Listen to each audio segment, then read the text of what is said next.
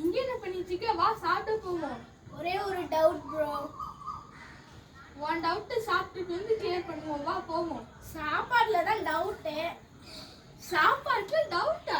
கம்பங்களி, தனசோறு, சாணசோறு, உளுந்தங்களி இதெல்லாம் ஒரு சாப்பாடா?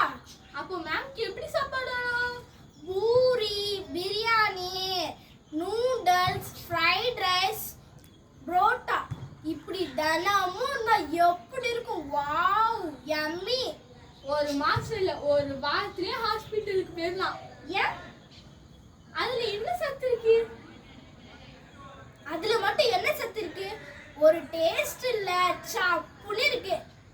கம்பங்களி, ராகி களி, தனசோறு, சாம சோறு இதெல்லாம் எவ்வளோ விட்டமின் நிறைந்தது தெரியுமா? தினமும் இதை சாப்பிட்டு வந்தா சுறுசுறுப்பா இருக்கலாம். அந்த காலத்துல நம்ம தாத்தால இதெல்லாம் சாப்பிட்டு தான் இப்போ வரைக்கும் நல்ல பலமா இருக்காங்க. அப்படியா?